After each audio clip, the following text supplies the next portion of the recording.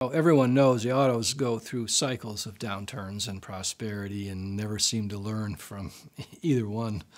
And I went to Congress wanting to be a congressman, deal with foreign affairs and congressional reform and Great Lakes water quality. I didn't go to Congress to deal with autos. I used to say to my family, if I'd wanted to work for the auto industry, I would have gone to work for the auto industry. I wouldn't have been running for office. But as time unfolded, Chrysler, the industry was in trouble and Chrysler was in deep trouble. And this is 1979. I remember the day I learned confidentially they were in real trouble. It was June 21st, 1979. They were in real trouble. They were privately negotiating in Washington for some sort of help. The people in our Treasury Department didn't think they knew how bad off they really were, and they were not about to give them any grant or bailout. But they thought, maybe if it could get put together right, they could do a loan guarantee. But that would have to happen with Congress, and that would take a real political battle. And I found out from Roger Altman, Assistant Secretary of Treasury, that this was going on. It was not public. It didn't become public for another month and a half. And he basically said, their only hope would be a loan guarantee. And I don't know whether you could even get that through Congress, but if so, it's going to be before your committee, banking. So you better get ready for it. And I had worked on the New York City rescue, the New York City loan guarantee, so it had given me a roadmap on this, which was really important. And so I had a pretty good idea of how this could flow, but the politics were, the auto industry then and even now is not well liked in Washington, in Congress, for a lot of reasons. Some deserved, some not.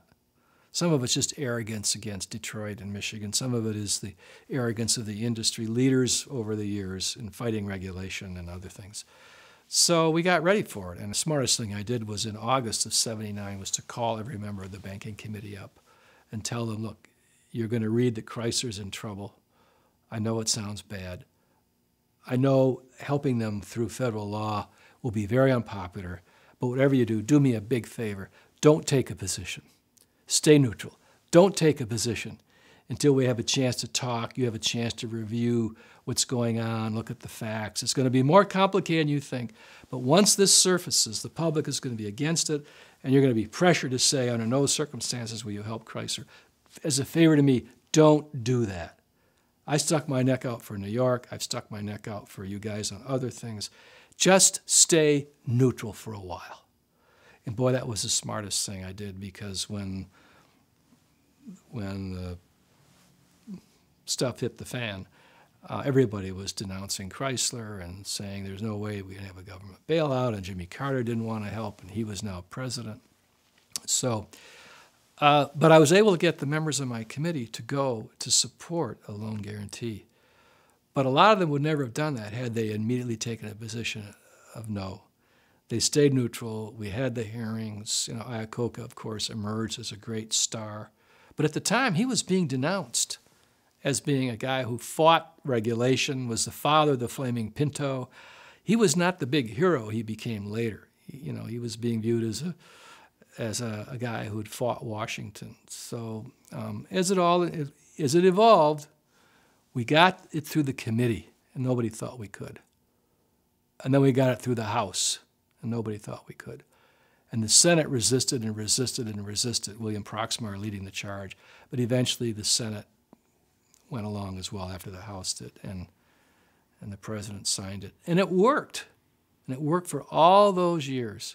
In fact, I think it would have worked indefinitely had Chrysler not been sold off to Daimler-Benz and others. But it's a real classic case of the Congress, I believe, doing the right thing, doing the unpopular thing, and doing it for the right reasons, which were all those jobs that were on the line. I mean, it would have been like dropping a bomb on Detroit. Chrysler was the largest employer in Detroit, the largest employer of African Americans in the world. The welfare, the layoffs would have been in the billions. As it turned out, Chrysler paid off the loans that were guaranteed, in 3 years, 7 years early. We took stock warrants. The taxpayers made $180 million. And it was a great success, and really helped save our state of Michigan. But more importantly, all those jobs, all those families. And that's why everyone did it. It wasn't to save the Chrysler logo at all.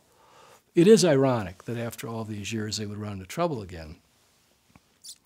And I would end up being the only Michigan member of the Chrysler Board of Directors. That is, and we're starting to do well again.